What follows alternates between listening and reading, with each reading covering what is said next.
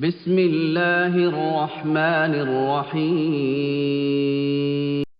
الحمد لله رب العالمين الصلاة والسلام على رسوله سيدنا محمد وعلى آل سيدنا محمد وبارك وسلم عليه. أما بعد، فقد قال الله تعالى في القرآن العظيم والفرقان المجيد: أعوذ بالله من الشيطان الرجيم. بسم الله الرحمن الرحيم. وتلك نعمة تمنها علي أن عبدت بني إسرائيل. قال النبي صلى الله عليه وسلم: أعطوا كل ذي حق حقا، أو كما قال عليه الصلاة والسلام. கண்ணியத்திற்கும் மரியாதைக்கும் உரிய அல்லாஹ்வின் நல்லடியார்களே, பெரியார்களே, சகோதரர்களே, உங்கள் அனைவருக்கும் எனது இஸ்லாத்தின் காணிக்கையாகிய ஸலாத்தினை சமர்ப்பித்தவனாக ஆரம்பம் செய்கின்றேன். அஸ்ஸலாமு அலைக்கும் வரஹ்மத்துல்லாஹி வபரகாத்துஹு. இந்தியா தனது 70வது சுதந்திர தினத்தை முன்னோக்கி கொண்டிருக்கக்கூடிய நேரம். எனவே இந்த தருணத்திலே இந்திய விடுதலை போரில் இஸ்லாமியர்களின் பங்கு என்ன என்பதை பற்றி ஒரு சில கருத்துக்களை உங்களுக்கு ஞாபகப்படுத்த ஆசைப்படுகின்றேன்.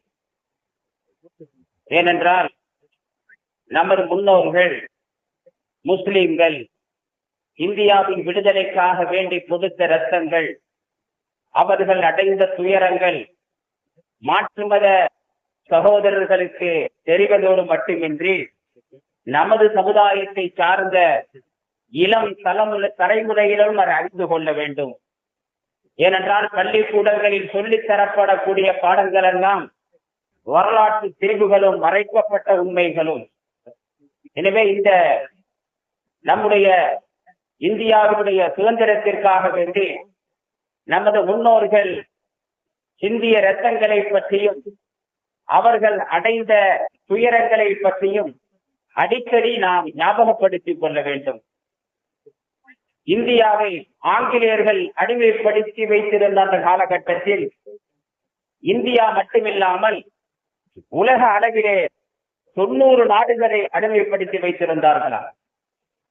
அந்த காலகட்டத்திலே மற்ற நாடுகள் எல்லாம் விழிப்புணர்வு பெறுவதற்கு முன்பாகவே ஆங்கிலேயர்களுடைய ஆதிக்கத்தை விட்டும் விடுதலை பெற வேண்டும் என்ற எண்ணம் முதலில் ஏற்பட்டது இந்தியர்களுக்குத்தான்.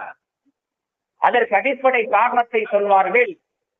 ஆங்கிலேயர்கள் நோக்கத்தை புரிந்து கொண்ட முஸ்லிம்கள் ஆங்கிலேயர்கள் நாட்டை மட்டும் பிடிக்கவில்லை, நமது ஈமானையும் எடுத்து விடுவார்கள். இந்தியாவில் அவர்கள் இந்தியாவினுடைய செல்வங்களை மட்டும் கொள்ளையடிக்கவில்லை, முஸ்லிம்களுடைய ஈமானையும் கொள்ளையடித்து விடுவார்கள். இஸ்லாத்தை இருந்த இடம் தெரியாமல் அழித்து விடுவார்கள். எனவே இந்த ஆங்கிலேயர்களை நம் தாய்மண்ணை விட்டு விரட்ட வேண்டும் என்ற ஒரு பயங்கரமான வெறுப்பு முஸ்லிம்களுக்கு பற்றி எறிய தொடங்கியது. எனவே அந்த அடிப்படையிலே மற்ற உலக நாடுகள் எல்லாம் அடிமைப்பட்டு கிடந்த அந்த காலகட்டத்திலே இந்தியர்களுக்கு விடுதலை வேட்கை ஆரம்பமானது.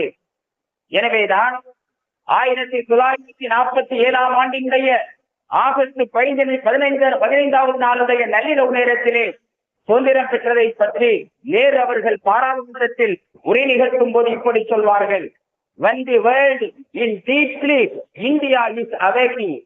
உலகமெல்லாம் ஆழ்ந்த உறக்கத்தில் இருந்த போது இந்தியா விழித்துக் கொண்டது. நள்ளிரவு நேரத்தில் உலகம் எல்லாம் உறங்கிக் கொண்டிருந்தது, இந்தியாவுக்கும் அப்பதான் விடுதலை கிடைத்தது என்ற அர்த்தத்தில் மட்டும் சொல்லவில்லை. உலக நாடுகள் எல்லாம் அடிமைப்பட்டு சுதந்திரத்தை இழந்து ஆங்கிலேய ஆதிக்கத்திற்கு கீழே இருக்கும் போது இந்தியாவிற்குத்தான் முதலாக விடுதலை பெற வேண்டும் என்ற எண்ணம் ஏற்பட்டது என்ற கருத்தில் சொல்லுவார். உலகமெல்லாம் உறங்கிக் கொண்டிருந்த நேரத்திலே இந்தியா விழித்துக் கொண்டது என்பதாக சொல்லுவார். இதற்கு அடிப்படையான காரணம் முஸ்லிம்களுடைய தியாகத்தை நாம் மறந்துவிடக் கூடாது. முதலாக ஏற்பட்ட கலகம் சிப்பாய் கழகம். அந்த சிப்பாய் கழகத்திலே 2 லட்சம் பேர் மாண்டார்கள் இந்தியர்கள். அந்த மாண்டு போன 2 லட்சம் பேர்ல 51,200 நபர்கள் உலமாக்கள் என்பதை மறந்துவிடக் கூடாது. கரத்திலே பேனாவை பிடித்து கிதாபுகள் எழுதி கொண்டிருந்தவர்கள், கரத்திலே தஸ்பீஹ் மணிகளை பிடித்து இறை தியானம் செய்து கொண்டிருந்த மார்க்க மேதைகள், சூஃபியாக்கள், ஷேகுமார்கள் ஆங்கிலேயர்கள் எதிர்த்து போரிட்டார்கள், போரிடும்படி மக்களை தூண்டினார்கள். எனவே அந்த அடிப்படையில 4 ஒரு பங்கு, 2 லட்சத்துல 4 ஒரு பங்கு, சுமார் 51,200 உலமாக்கள் சிப்பாய் கழகத்திலே கொல்லப்பட்டார்கள்.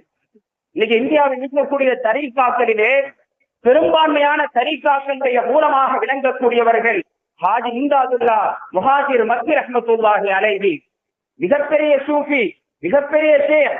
தேவபந்திகளாக இருந்தாலும் சரி, பரேலிகளாக இருந்தாலும் சரி, 2 நபர்களுடைய ஆன்மீக வழிகாட்டல் இறுதியில போய் சேர்றது ஹாஜி இம்தாதுல்லா முஹாஜிர் மக்கி ரஹ்மத்துல்லாஹி அலைஹி. இவர்களுடைய போதனையை கேட்டு இவர்களுடைய தலைமையின் கீழ் புறப்பட்ட ஒரு புரட்சி குழு ஆங்கிலேயர்களையே கலங்கடித்தலாம்.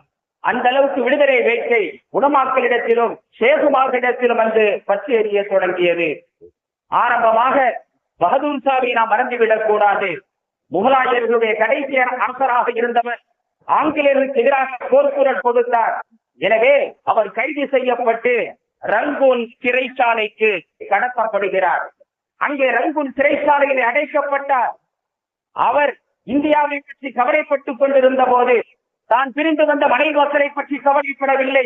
தன்னுடைய தாய் நாடு அடிமைப்பட்டு கிடக்கிறது என்று அவர் கவலைப்பட்டிருந்த நேரத்திலே ஹட்டன் என்ற சிறை அதிகாரி காலை உணவு என்று ஒரு தாம்பலத்தில் எதையோ மறைத்து கொண்டு வந்து தருகிறார். உங்களுக்கு அரசாங்கம் தந்த கார் உணவு என்று கொடுக்கிறார். பகதூர் ஷா திறந்து பார்க்கிறார். அந்த துணியை அகற்றி பார்க்கிறார். அங்கே அவர் பெற்றெடுத்த 2 மக்களின் தலைகள் வைக்கப்பட்டிருந்தது. அந்த ஹட்டன் அந்த தலைகளை பார்த்த பிறகு பகதூர் ஷாவுடைய முகத்தையே பார்க்கிறார். கொஞ்சம் கூட கலங்கவில்லை, அழவில்லை.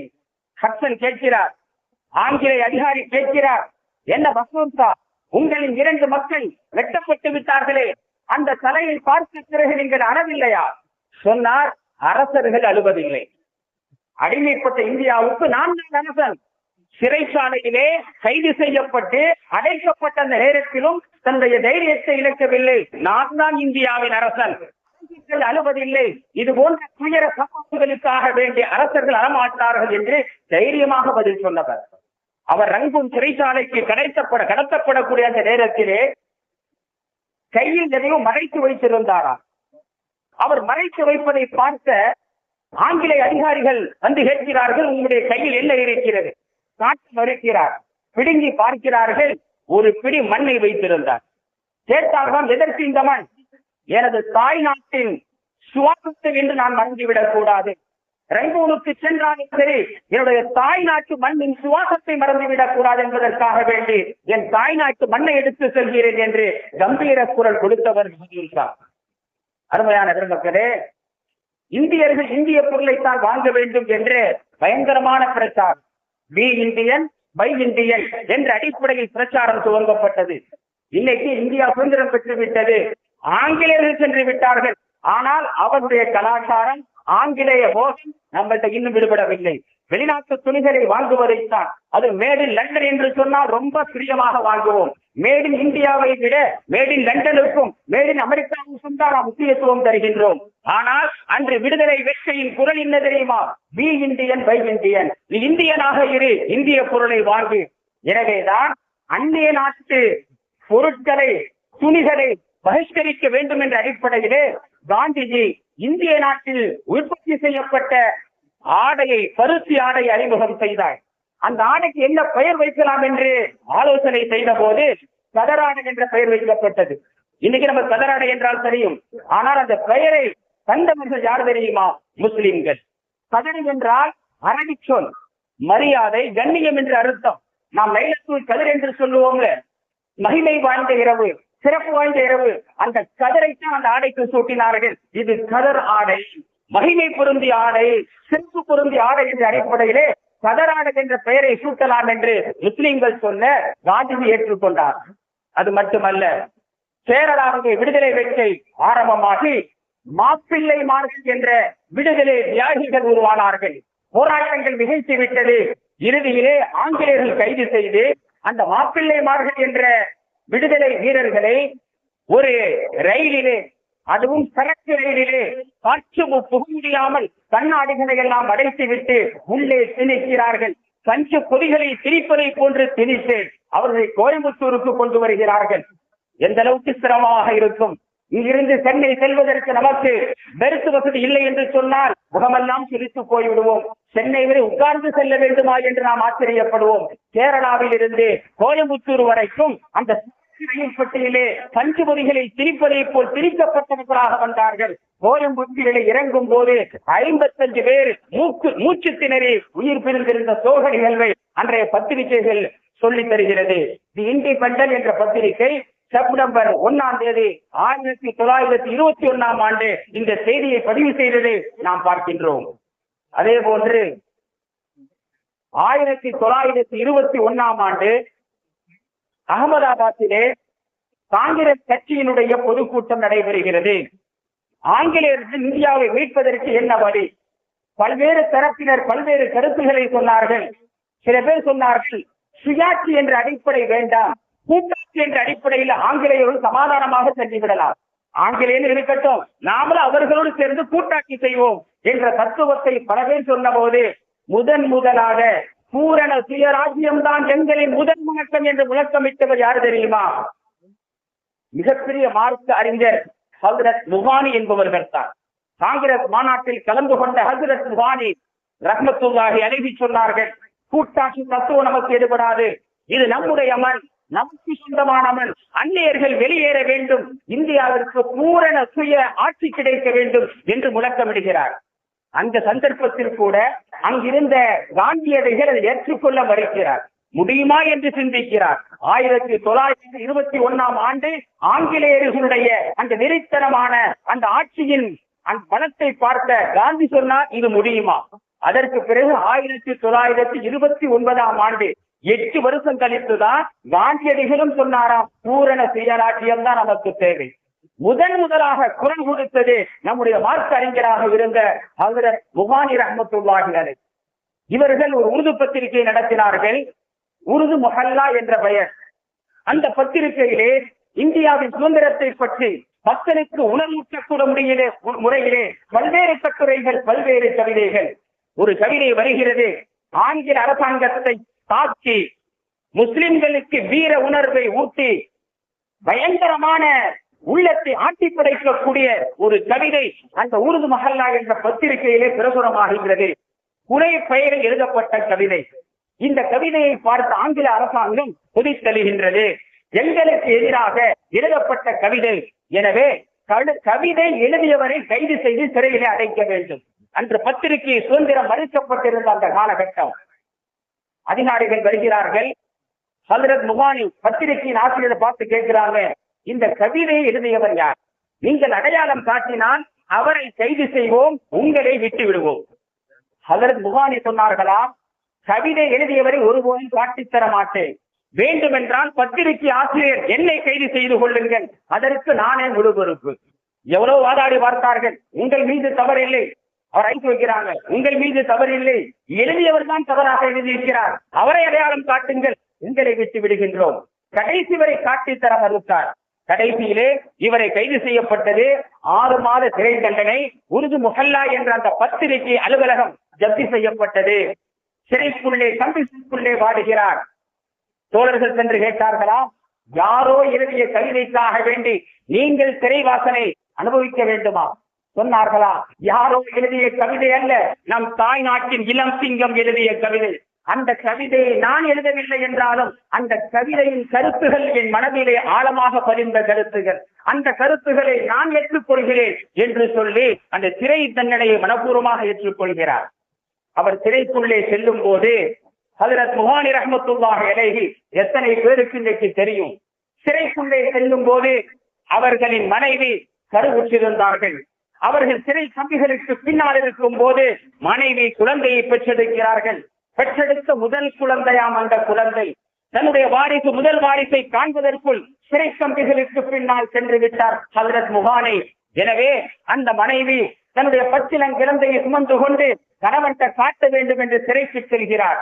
தன்னுடைய கணவர் எந்த சிறையில் இருக்கிறார் என்பதை கூட அந்த அதிகாரிகள் காட்டிக் கொடுக்கவில்லை. இங்கு செல் அங்கு செல் என்று 3 நாட்கள் அலைக்கழித்தார்கள். இந்த சிறைச்சாலையை கூட காட்டிக் கொடுக்கவில்லை அந்த அரசு அதிகாரிகள். கடைசியில 3 நாட்களுக்கு பிறகு தன்னுடைய கணவரை கண்டுபிடிக்கிறார். சிறை கம்பிகளுக்கு பின்னால் கணவர் குழந்தையை காட்டுகிறார். சிறை கம்பிகளுக்கு உள்ளே இருந்து கொண்டு தன்னுடைய முதல் வாரிசை பச்சிலன் குழந்தையை கையை வெளியே விட்டு, சிறை கம்பிகளுக்கு மத்தியிலே தன்னுடைய கையை வெளியே விட்டு அந்த குழந்தையை தடவி முத்தமிட்டார். உடனே அரசு அதிகாரிகள் சொன்னார்களாம், நீ மிகப்பெரிய சிறை விதிகளை மீறிவிட்டாய், குழந்தையை முத்தமிட்டது தவறு, எனவே உனக்கு 2 வருடம் அதிகமாக சிறை தண்டனை தருகின்றோம். தன் பெற்றெடுத்த குழந்தையை முத்தமிடுவதற்கு கூட அவருக்கு அனுமதி கொடுக்கப்படவில்லை. இந்த அளவுக்கு தியாகம் செய்தார்கள் ஹஜ்ரத் முஹானி ரஹ்மத்துல்லாஹி அலைஹி அவர்கள். அதே போன்று சரித்திரத்தில் மறக்க முடியாதவர்கள் வல்லல் ஹபீப். ரங்கூனிலே பர்மாவிலே முஸ்லிம் வியாபாரிகள், அதிலும் தமிழ் முஸ்லிம் வியாபாரிகள் கொடிகட்டி பறந்த காலம். அந்த காலத்தில் தான் இந்தியாவின் விடுதலைக்கு துப்பாக்கி ஏந்தி போரிட வேண்டும். காந்தியடிகள் சமாதான அடிப்படையிலே ரத்தமின்றி கத்தியின்றி விடுதலை பெற வேண்டும் என்ற அடிப்படையில் அஹிம்சை போராட்டத்தை நடத்தி கொண்டிருந்த போது நேதாஜி சுபாஷ் சந்திர போஸ் துப்பாக்கி ஏந்தி போரிட வேண்டும் என்ற அடிப்படையிலே இந்திய தேசிய ராணுவத்தை அமைத்தார். அதற்கு அவருக்கு பொருளாதாரம் தேவைப்பட்டது. ரங்கூனை நோக்கி செல்கின்றார். ரங்கூனிலே முஸ்லிம் வியாபாரிகளை பார்த்து உற்சாகமான முறையிலே, ஆர்வமூட்டக்கூடிய முறையிலே உரையாற்றி உங்களுடைய பொருளாதாரத்தின் பங்கை தாருங்கள் என்று கேட்டபோது அந்த முஸ்லிம்கள் சொன்னார்களாம், எங்களுடைய வருட வருமானத்திலே 10% தருகிறோம். அது பெரிய தொகைதான். ஆனால் நேதாஜி சொன்னாராம், நாங்கள் இந்திய விடுதலைக்காக வேண்டி போராடுகின்றோம், நம்முடைய வீரர்கள் ரத்தம் சிந்துகிறார்கள், சதவிகித கணக்க போட்டார் ரத்தம் சிந்துகிறார்கள், என்ன சதவிகித கணக்க கூட்டு பணத்தை சொல்றீங்களே என்று சொன்ன போது அந்த கூட்டத்தில் இருந்தவர் தான் வல்லல் ஹபீப் எழுந்து வருகிறார். மேடையை நோக்கி சொன்னாராம், நேதாஜி அவர்களே, எனக்கு ரங்கூனிலே 1 கோடி மதிப்புள்ள வியாபார நிறுவனங்கள் இருக்கு. சில பேர் 1 கோடி கொடுத்தார் என்று சொல்லுவார்கள். 1 கோடியை தரவில்லை, 1 கோடி மதிப்புள்ள வியாபார தலங்களை தந்துவிட்டார். 1 கோடி என்றால் வரையறுக்கப்பட்டு விடும். 1 கோடி மதிப்புள்ள வியாபார தலங்களை கொடுத்தார். அதில் வரக்கூடிய வருமானங்கள் அனைத்தும் உங்களுடைய தேசிய ராணுவ படைக்காக வேண்டி. நெகிழ்ந்து போனார் நேதாஜி. நேதாஜியை பேசக்கூடிய இந்தியா வல்லல் ஹபீபை மறந்துவிட்டது. இந்திய தேசிய ராணுவம் அமைக்கப்படுவதற்கு முக்கியமான புள்ளியாக இருந்த வல்லல் ஹபீப். சந்தோஷப்பட்ட நேதாஜி சொன்னாரா, வல்லல் ஹபீபை பார்த்து, இவர் யார் தெரியுமா? சேவக் ஹிந்த், இந்தியாவின் சேவகர், இந்தியாவின் வேலை செய்யக்கூடியவர், பணிவிடை செய்யக்கூடிய பட்டத்தை கொடுத்தாராம். இந்தியாவின் சேவகர்களாக பட்டம் பெற்றவர்கள் இன்னைக்கு விடுதலை அடைந்த பிறகு இந்தியாவின் தீவிரவாதிகளாக நாம் அவமானப்படுத்தப்படக்கூடிய ஒரு சூழ்நிலை உருவாகிவிட்டது. இந்தியாவின் சேவகர் என்ற பட்டத்தை பெறுகிறார் வல்லல் ஹபீப். அதே போன்று இருக்க முடியாத ஒரு மிகப்பெரிய தியாகி உமர் சுபஹானி.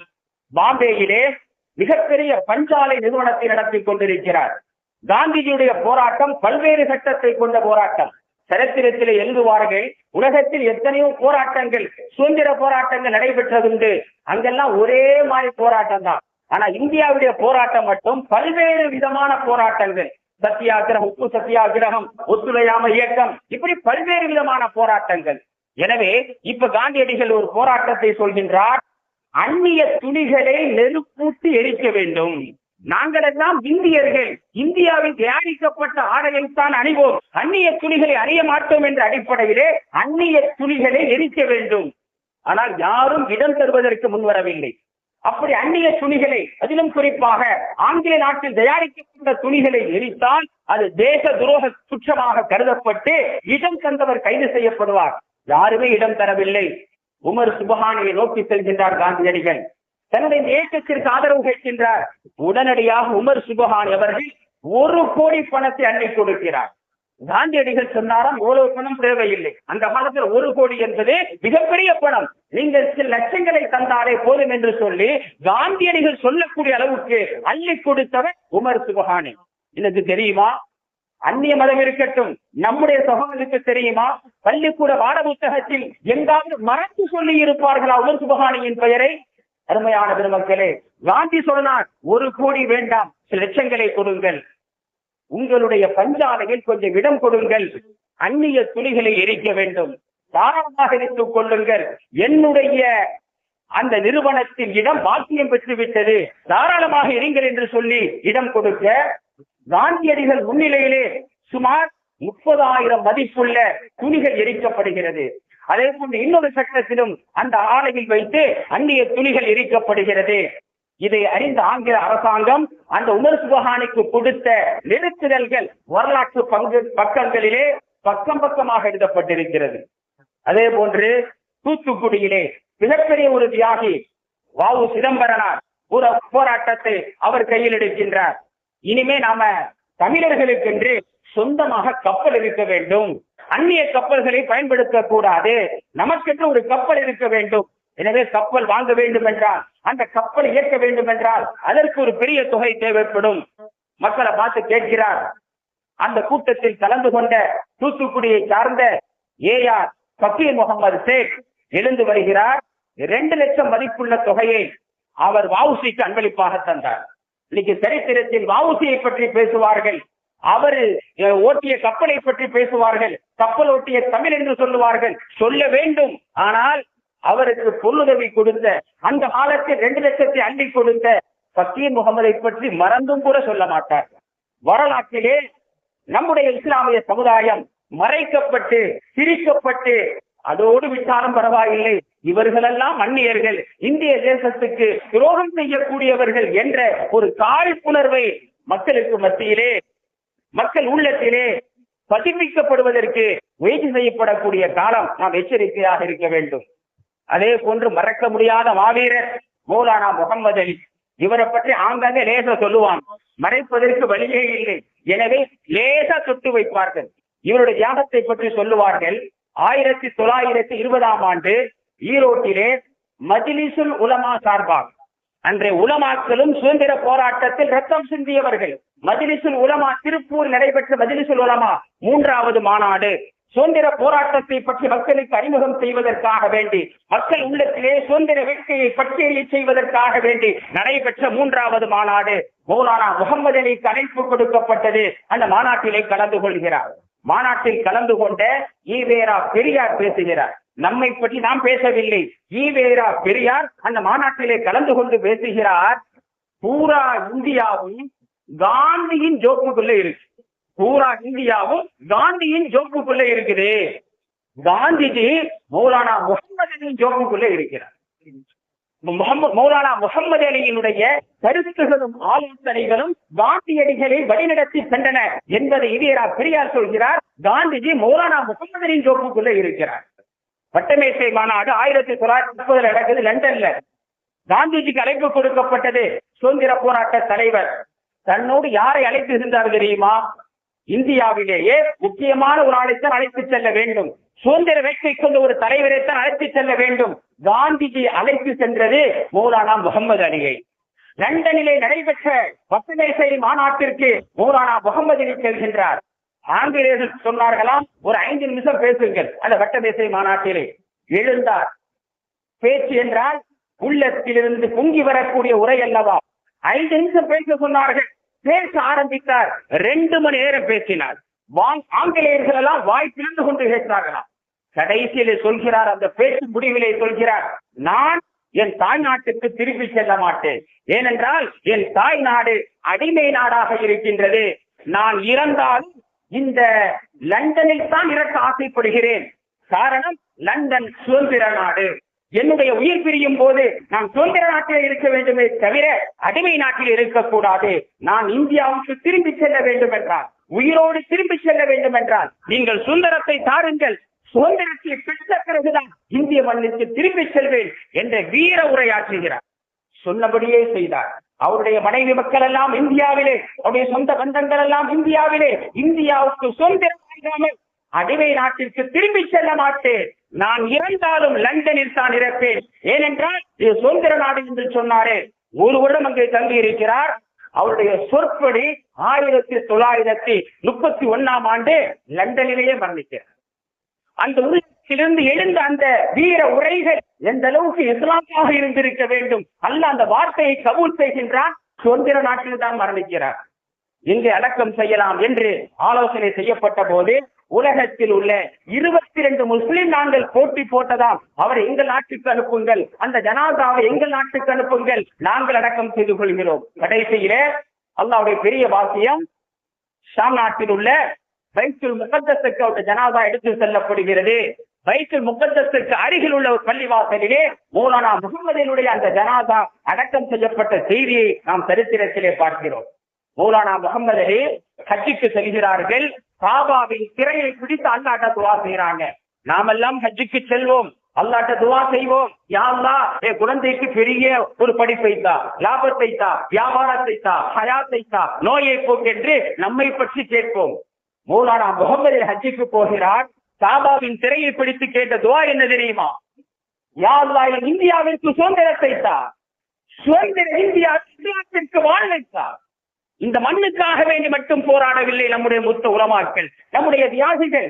இந்த இந்தியாவில் இஸ்லாம் நிறைவேற வேண்டும், இந்தியாவிற்கு சுதந்திரத்தை தா, அந்த சுதந்திர இந்தியாவில் இஸ்லாத்திற்கு வாழ்வைத்தார். அவர்கள் எல்லாம் சென்று விட்டார்கள். அவர்கள் கேட்ட துஆக்கள், அவர்கள் செந்திய இரத்தங்கள், அவர்கள் செய்த தியாகங்கள், இன்னைக்கு இந்தியாவுக்கு சுதந்திரம் கிடைத்து விட்டது. அருமையான பெருமக்களே, 1932ஆம் ஆண்டு திருப்பூரிலே நடைபெற்ற காந்திஜி கைது செய்யப்பட்ட போது அதற்கு ஆதரவாக, அதாவது காந்திஜியை கைது செய்யக்கூடாது என்ற அடிப்படையில் அரசுக்கு எதிராக நடைபெற்ற ஒரு ஊர்வலம். அதில் கைது செய்யப்பட்டவர் தான் திருப்பூர் குமாரசாமி. கொடிகாட்டு குமரன் என்ற பெயரிலே அரசு பள்ளிக்கூடத்தில் பாடம் சொல்லிக் கொடுப்பார்கள். சொல்ல வேண்டியதுதான். தூக்கு மேடை ஏற்றப்பட்டார். அந்த போராட்டத்தில் கலந்து கொண்டதற்காக வேண்டி தூக்கு மேடை ஏற்றப்பட்டார். சொல்ல வேண்டியதுதான். ஆனால் அவர் மட்டும் தூக்கு மேடையில் ஏற்றப்படவில்லை.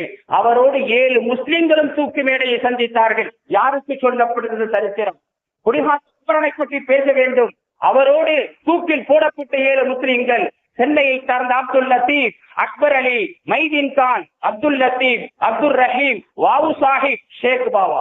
வாவு சாஹிப் அங்குள்ள பேரு, வாவு சாஹிப், ஷேக் பாபா என்ற 7 முஸ்லிம்களும் சேர்ந்து தூக்கிலே போடப்பட்டார்கள். இன்னைக்கு காந்தியை பற்றி அதிகமாக பேசுவோம். மௌலானா முஹம்மது அலியை பற்றி, அவருடைய தம்பி ஷௌகத் அலியை பற்றி அவ்வளவாக பேசுவதில்லை. நேதாஜியை பற்றி பேசுவோம். அவருக்கு பின்னால் இருந்த வல்லல் ஹபீப், சென்னை அமீர் ஹம்சா அவ்வளவாக தெரியாது. வவுசியை பற்றி பேசுவோம். அவருக்கு பின்னால் இருந்த ஏஆர் ஃபக்கீர் முகமது ராவுத்தர் யாருக்குமே தெரியாது. பாரதியாரை பற்றி பேசுவோம். அவருக்கு பின்னால் இருந்த ஹாஜி ஷரீஅத்துல்லா உலகத்திற்கே தெரியாது. சட்டமனை பற்றி பேசுவோம். அவருக்கு பின்னால் இருந்த முகமது தம்பி யாரென்றே சரித்திரத்துக்கு தெரியாது. மருது பாண்டியரை பற்றி பேசுவோம். அவருக்கு பின்னால் இருந்த ஷேக் ஹுசைன் யாருக்கு தெரியும்? நானே சரித்திரத்தை படித்த பிறகுதான் பார்க்கிறேன். மருது பாண்டியருக்கு பின்னாலும் கூட ஷேக் ஹுசைன்கள் இருந்தார்கள். அருமையான பெருமக்களே, எனவே இந்த காலகட்டத்தில் நாம் செய்ய வேண்டிய வேலை, இந்த சரித்திரங்களை, இந்திய சுதந்திரத்திற்காக வேண்டி நம்முடைய முன்னோர்கள் சிந்திய அந்த சரித்திரங்கள் மாற்று மத சகோதரர்களுக்கு மட்டுமில்லாமல் நம்முடைய இளம் தலைமுறைகளுக்கும் சொல்லப்பட வேண்டும். இரண்டாவதாக, நாம் சிந்திய இரத்தத்தின் மூலமாக, நம்முடைய முன்னோர்கள் கொடுத்த தியாகத்தின் மூலமாக இந்தியாவுக்கு கிடைத்த இந்த சுதந்திர ஆட்சியிலே நம்முடைய பங்களிப்பு என்ன? அரசு அதிகாரங்களிலே முஸ்லிம்களுக்கு தரப்படக்கூடிய முக்கியத்துவம் என்ன என்பதை பற்றி பார்க்கும் போது முழு இந்தியாவிலும் 13% முஸ்லிம்கள், துல்லியமா சொல்ல போனா 13.4 முஸ்லிம்கள் வாழ்கிறார்கள். இந்தியாவுடைய ஜனத்தொகையிலே முஸ்லிம்களுடைய எண்ணிக்கை 13.4%. இதில் IAS அதிகாரிகள், முஸ்லிம் அதிகாரிகள் வெறும் 3%. நம்முடைய எண்ணிக்கை 13%. IAS அதிகாரிகள் 3%. IFS அதிகாரிகள் 1.8%. IPS அதிகாரிகள் வெறும் 4%. இந்திய பாதுகாப்பு துறையிலே 3.2%. மாவட்ட நீதிபதிகள் 2.7%. அரசு ஊழியர்களாக இந்தியாவில் பணியாற்றக்கூடியவர்கள் 4.9%. இருக்கக்கூடிய நம்முடைய ஜனத்தொகை 13%. அந்த எங்கேயுமே தாண்டவில்லை. அரசு அதிகாரங்களிலே நம்முடைய இஸ்லாமிய சமுதாயத்திற்கு பங்களிப்பை பெறுவதற்கு, ஆட்சி அதிகாரத்தில் நாம் அமர்வதற்கு என்ன வழி? சமுதாயம் சிந்திக்க வேண்டும். வறுமை கோட்டை பற்றி நாம சொல்றோம். நாயகப்பட்டத்தில் வாழ்நாள் அல்ஹம்துலில்லாஹ் செல்வ வளத்தை தர வேண்டும். முழு இந்தியாவில் வறுமை கோட்டுக்கு கீழே வாழக்கூடிய முஸ்லிம்கள் 94.8. 6% தான் தன்னிறைவு பெற்ற முஸ்லிம்கள். முழு இந்தியாவிலும் வறுமை கோட்டுக்கு கீழே வாழக்கூடிய முஸ்லிம்கள் 94.8% முஸ்லிம்கள். அதிலும் மோசமான வறுமை கோடு, அடுத்த வேளை உணவுக்கு வழி இல்லாமல் கஷ்டப்படக்கூடிய முஸ்லிம்கள் முழு இந்தியாவிலும் 28.3%. யாருக்கு தெரியும்? சுதந்திரம் பெற்று சுதந்திரத்திற்காக வேண்டிய அண்டை கொடுத்து, ஆனால் அந்த இஸ்லாமிய சமுதாயம் மோசமான வலிமை கோட்டுக்கு கீழே 28% வாழ்ந்து கொண்டிருக்கிறார்கள். எம்பிகள் எத்தனை பேர் முஸ்லிம்கள்? எம்எல்ஏக்கள் எத்தனை பேர் முஸ்லிம்கள்? மத்திய மாநில மந்திரிகள் எத்தனை பேர் முஸ்லிம்கள்? நாம் கணக்கெடுத்து பார்த்தோம் என்று சொன்னால் நாம் ரொம்ப ரொம்ப பின்தங்கிய சமுதாயம். எனவே நம்முடைய சமுதாயத்திற்கு அரசாங்க துறையிலே வேலை வாய்ப்புகள்ல ஈடுபடுத்துவதற்கு என்ன ஒரு வழி என்பதை சிந்திக்க வேண்டிய கட்டம் இந்த கட்டம். ஏனென்றால் யாரோ ஆட்சி செய்து போகட்டும் என்று அல்ல, நம்முடைய பங்களிப்பை காட்ட வேண்டும். இல்லை என்றால் நம்மை அந்நியர்களாக ஆக்கி நாட்டை விட்டு வெளியேற்றுவதற்கு முயற்சிகளை செய்து விடுவார்கள். இதற்குள்ள வழி என்னன்னு சொன்னா, பொதுவா இன்னைக்கு நம்முடைய சமுதாயத்தின் கனவு டாக்டர், இன்ஜினியர். நல்ல படிச்சிருக்கிறான், நல்ல மார்க் எடுத்திருக்கிறான், அந்த துறையில போனா பிரச்சனைகளை போகட்டும். குறிப்பாக ஏழை சமுதாயத்தை, பின்தங்கிய சமுதாயத்தை சார்ந்தவர்கள் படிப்பில் சற்று குறைவாக இருந்தால், அவன் நல்லா படிக்கிறான், பொருளாதார வசதி இல்லை, அவனை டாக்டர் ஆக்குறோம், இன்ஜினியர் ஆக்குறோம், முயற்சி செய்யட்டும். சில பிள்ளைங்க படிப்பில் குறைந்தவர்கள், குறைந்த மதிப்பெண்ண பிளஸ் டூ எடுத்திருப்பாங்க. பெற்றோருக்கு முடிவு என்ன தெரியுமா? எங்காவது கடையில போய் வேலை பார்க்கட்டும், எங்கேயாவது ஹோட்டலுக்கு போகட்டும், எங்காவது ஜவுளி கடைக்கு போகட்டும். ஏன் அவர்களுக்கும் கூட குறைந்த டிகிரி படிப்பை படிக்க வைத்து அரசாங்க துறையிலே வேலை வாங்கி கொடுப்பதற்கு வழி நம்முடைய சமுதாயத்தில் யாருக்கு தெரியாதா? இன்னைக்கு சில வக்கீல்கள் முன் வந்திருக்கிறாங்க. திருநெல்வேலியில் ஒரு அமைப்பு ஏற்படுத்தியிருக்கிறாங்க. கிட்டத்தட்ட 150 வக்கீல்கள் இந்த சமுதாயத்திலே குறைந்த மதிப்பெண்களை பெற்றிருந்தும் கூட வேலைகளை தேடி ஜவுளி கடைகளுக்கும் ஹோட்டல்களுக்கும் ஒத்திகளாக பெயிண்டர்களாக செல்லக்கூடியவர்களுக்கு ஒரு குறைந்த டிகிரியை கொடுத்து அரசாங்க துறையில, ஏன்னா அரசாங்க துறையில கலெக்டர் மட்டும்தான் இல்லை, அதற்கு கீழே எத்தனையோ துறைகள், சாதாரண ஊழியர்கள் வரை அரசு துறையிலே வேலை வாய்ப்பை பெறுவதற்கு இந்த சமுதாயம் முயற்சி செய்ய வேண்டும் அடிப்படையில சில பேர் பாடுபட்டுக் கொண்டிருக்கிறார்கள். எனவே அந்த அடிப்படையில நமது ஊர் பிள்ளைகள் நல்ல மார்க் எடுக்கிறான், நல்ல படிப்பு இருக்குது, டாக்டர் ஆகலாம், இன்ஜினியர் ஆகலாம், ஆடிட்டர் ஆகலாம், குறைந்த மதிப்பெண்ணை பெற்றிருக்கக்கூடிய காயலை சுற்றி இருக்கக்கூடிய மக்கள், மைய நகர காயல் மட்டுமல்ல, காயத்தை சுற்றி வாழக்கூடிய முஸ்லிம் சமுதாயம் பொருளாதாரத்திலும் படிப்பிலும் பின்தணிக்கக்கூடிய எத்தனையோ பிள்ளைகள் படிக்க வழி தெரியாமல், வழிகாட்டலுக்கு ஆள் இல்லாமல் இன்னைக்கு எத்தனையோ கல்விக்காக வேண்டி உதவி செய்யக்கூடிய இயக்கங்கள் இருக்கு. எல்லாருடைய டார்கெட் அந்த டாக்டர், இன்ஜினியர் தான். டாக்டர் படிக்க போனா, இன்ஜினியர் படிக்க போனா உதவி செய்யறாங்க. சார்ந்தவர்கள், பொருளாதாரத்தில் பின்தங்கியவர்கள், மார்க்கிலும் குறைஞ்சிருக்கிறான், இவனுக்கும் வழிகாட்ட வேண்டும் மேற்படிப்புக்கு. அவன் அரசு துறையிலே சென்று பணி செய்வதற்கு என்ன வழி? எல்லா வழிகளும் இருந்தும் கூட நாம் வெறும் பைசா மட்டுமே, எந்த துறையை படித்தா நல்லா சம்பாதிக்கலாம் என்ற அடிப்படையில் இல்லாமல் நம்முடைய இஸ்லாமிய சமுதாயம் அரசு துறையிலே பணிபுரிய வேண்டும். ஆட்சி அதிகாரங்களிலே நாம் நம்முடைய முக்கியத்துவத்தை, நம்முடைய பிரதிநிதித்துவத்தை காட்ட வேண்டும் அடிப்படையிலே நாம் செயல்பட வேண்டிய, திட்டம் தீட்ட வேண்டிய காலம் இந்த காலம். ஏனென்றால் காசையெல்லாம் சம்பாதிச்சுட்டாங்க, கோடிக்கணக்கில் சம்பாதிச்சுட்டோம். நம்மகிட்ட ஆட்சி அதிகாரம் இல்லை என்றால் அடிமைகளாகத்தான் வாழ வேண்டும். ஒரு கையெழுத்து வாங்குவதற்கு கூட அவங்க தான் போய் நிற்கும். சம்பாதிச்சுட்டோம், கோடிக்கணக்கில் இருக்கு.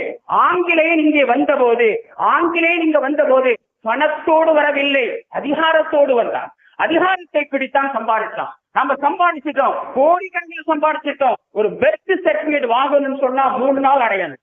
எனவே அருமையான பெருமக்களே, நமக்கு அரசு தரக்கூடிய அந்த உரிமைகளை பயன்படுத்தி, அந்த சலுகைகளை பயன்படுத்தி நம்முடைய சமுதாய இளைஞர்களை மார்க்கில குறைவாக இருந்தாலும் கூட அவர்களுக்கு ஆர்வம் ஊட்டி, அவர்களை முறையான முறையிலே படிக்க வைத்து அரசு துறையிலே வேலை வாய்ப்பை பெறுவதற்குரிய பெரிய முயற்சி. அந்த முயற்சியை செய்தால் இன்ஷா அல்லாஹ் நமக்கும் உறுதிய பிரதிநிதித்துவம் கிடைக்கும். எல்லாம் வல்ல அல்லாஹ் தஆலா நம்முடைய சுதந்திரத்திற்காக வேண்டி ரத்தம் சிந்திய, தியாகம் செய்த அந்த முன்னோருடைய பாவங்களை அல்லாஹ் மன்னிப்பானாக. அந்த தியாகத்தினுடைய பிரதிபலனை ஒரு பங்கை அல்லாஹ் நமக்கும் தந்தருவானாக என்று கூறி வாய்ப்புக்கு விடைபெறுகின்றேன். வாசுதாவானா அல்ஹம்துலில்லாஹி ரப்பில் ஆலமீன். அஸ்ஸலாமு அலைக்கும் வரஹ்மத்துல்லாஹி வபரகாத்துஹு.